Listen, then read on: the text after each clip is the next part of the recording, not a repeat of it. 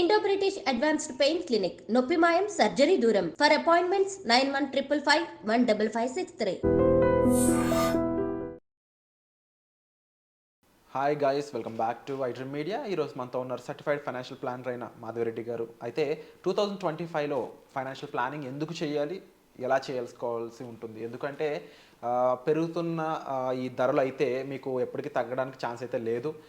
ముఖ్యంగా health emergency అయ్యి ఉండొచ్చు, లేకపోతే ఎనీ కైండ్ ఆఫ్ ఎమర్జెన్సీ మీరు ధరలు దారుణంగా పెరగడం అనేది వెరీ కామన్ పాయింట్. ఇలాంటి టైంలో మన సంపాదన పెరగాలి, మన ఇన్వెస్ట్మెంట్ పెరగాలి, మనం సేఫ్గా ఉండాలి ఫైనాన్షియల్గా. సో ఎలా ఉండాలనేది మ్యామ్తో మాట్లాడి తెలుసుకుందాం. Hi ma'am. హలో అండి. మ్యామ్, ద్రవ్యోల్బణం, ఇన్ఫ్లేషన్ ఏ విధంగా పిలిచినా అది అయితే ఆగట్లేదు, దూసుకుపోతుంది. బట్ ఇన్వెస్ట్మెంట్ వైజ్ చూసుకున్నా, సంపాదన పరంగా చూసుకున్నా అవి చాలా మినిమల్గా పెరుగుతూ ఉన్నాయి. అవునండి. ఫైనాన్షియల్ ప్లానింగ్ ప్రకారం 2025లో మనం తెలుసుకోవాల్సిన విషయాలు ఏంటి, చేయకుండా మిస్టేక్స్ ఏంటి? సో నేను కొన్ని ఎగ్జాంపుల్స్ తీసుకుంటానండి, so that you can understand financial planning అనేది ఈజ్ నాట్ ఏ చాయిస్. ఇంకా మీకు చాయిస్ లేదు. అప్పట్లో ఏంటంటే ఫైనాన్షియల్ ప్లానర్స్ దగ్గరికి ఎంతమంది వెళ్ళేవాళ్ళు అండి? ఇప్పటికీ కూడా చాలా తక్కువ ఫైనాన్షియల్ ప్లానర్ దగ్గరికి వెళ్ళి మనం బడ్జెట్ చేయించుకోవాలి అంతే. తర్వాత వాళ్ళని అడిగి ఇన్వెస్ట్మెంట్స్ చేయాలి, వాళ్ళని అడిగి రిస్క్ మేనేజ్మెంట్ చేయించుకోవాలి, ట్యాక్స్ ప్లానింగ్ చేయించుకోవాలి, ఇలా ఆలోచించేవాళ్ళు. అంటే ఏదైనా డెసిషన్స్ తీసుకోవాలి, ఇల్లు కొనుక్కోవాలి, లేదు రియల్ ఎస్టేట్లో పెట్టాలి, లేదు స్టాక్స్లో పెట్టుకోవాలా, ఈ వచ్చిన అమౌంట్ని ఎక్కడ ఇన్వెస్ట్ చేయాలి, ఇవి ఏమైనా డెసిషన్స్ తీసుకునేటప్పుడు ఒక ఫైనాన్షియల్ ప్లానర్ని కన్సల్ట్ చేయడం అనేది మనకేం అలవాట్లేదు. But now 2025 is really making us like is not a choice. Financial ప్లానర్ని కలవడం కానీ, ఎక్స్పర్ట్ని కలవడం, లేదంటే మీరు ఫైనాన్షియల్ ప్లానింగ్ గురించి సీరియస్గా ఆలోచించడం అనేది ఇట్ ఈస్ ఎ నెసెసిటీ అండి. ఇప్పుడు మనకేం చాయిస్ కాదు. So why it is like that we will see that. First మీరు అన్న పాయింట్తోనే స్టార్ట్ చేద్దాము. ఎకనామిక్ అన్సర్టనిటీ మనం 2025లో ఎక్కువగా చూడబోతున్నాం.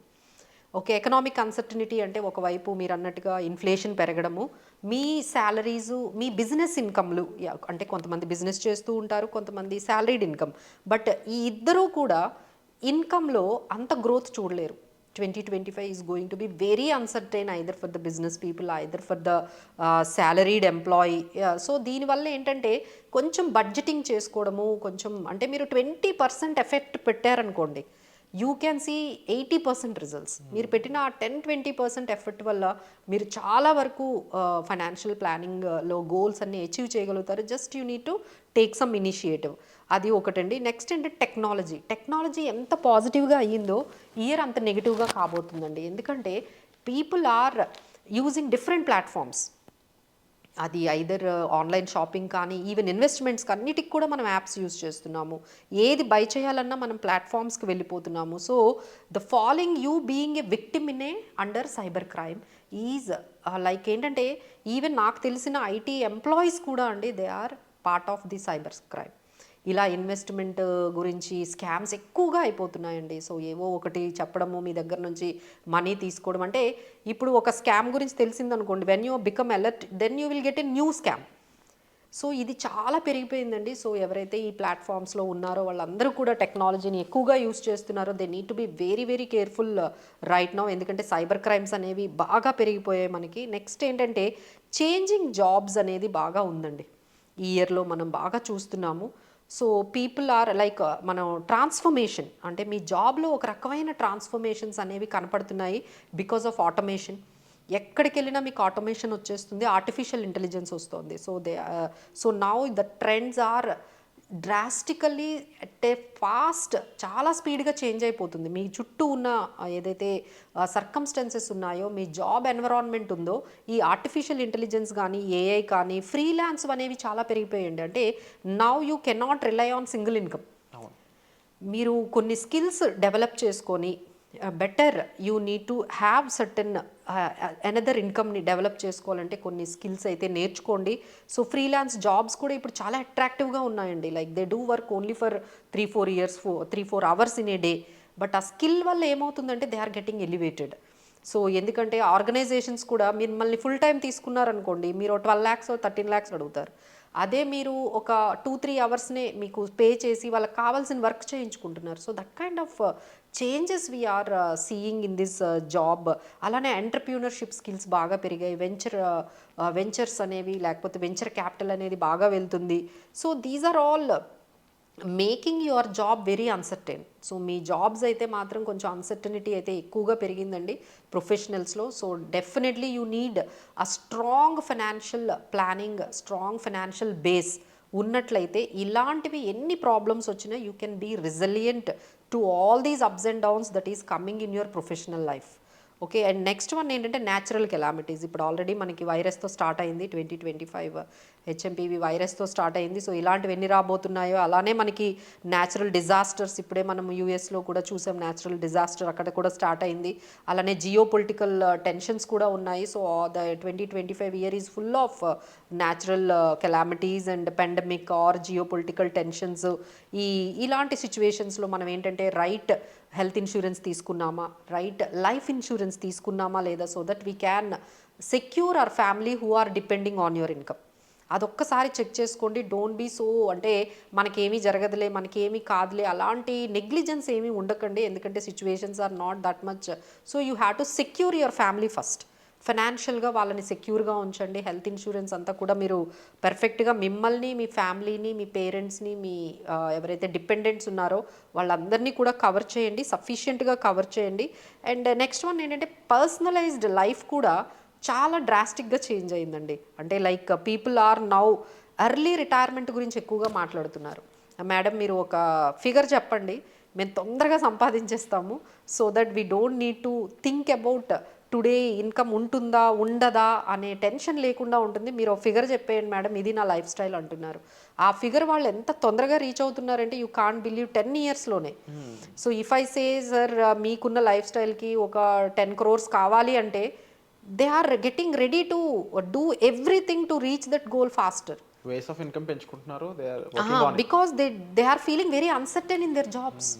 ఈ జాబ్ ఎన్ని రోజులు ఉంటుంది, ఇన్కమ్ ఎన్ని రోజులు ఉంటుంది, so let's have some financial security అనేది అలాంటి చేంజ్ అయితే బాగా కనిపిస్తుందండి. అలానే ఆస్పిరేషన్స్ లైక్ గ్లోబల్ టూర్కి వెళ్ళాలి, ఇలాంటి ఆస్పిరేషన్స్ కూడా మేము అలానే హైయర్ ఎడ్యుకేషన్ కూడా బాగా తీసుకుంటున్నారండి. దే ఆర్ ఈవెన్ జాబ్స్ చేస్తూ ఉన్నా సరే they are pursuing by spending lakhs of rupees on the skills development కోసం చాలా ఖర్చు పెడుతున్నారు.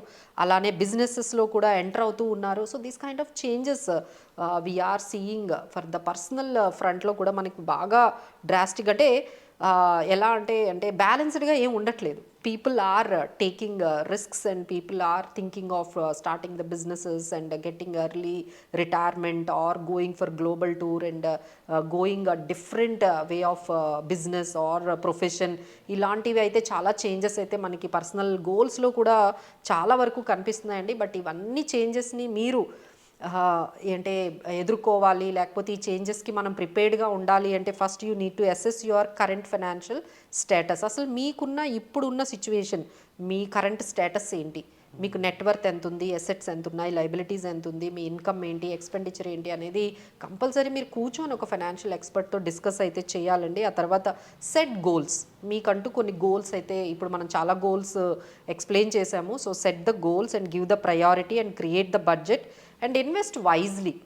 రిస్క్ తీసుకోకుండా అయితే అవ్వదు కదండి, we need to take the risk. But ఎంత క్యాలిక్యులేటివ్ రిస్క్ తీసుకుంటున్నామో, ఆ తీసుకున్న రిస్క్ని ఎలా మేనేజ్ చేసుకుంటున్నామో అనేది అయితే ఉండాలండి. సో వితౌట్ ఎనీ రిస్క్స్ మనమైతే చాలామంది చూస్తున్నామండి. Like we are seeing stock market trading అనేది ఒక అంటే మీరు ఎట్లా అయితే మనకి ఈ దాన్ని ఏమంటారు లైక్ డ్రగ్స్ లాగా ఎడిక్షన్ అయిపోతుందో, we are getting so many examples especially the youth.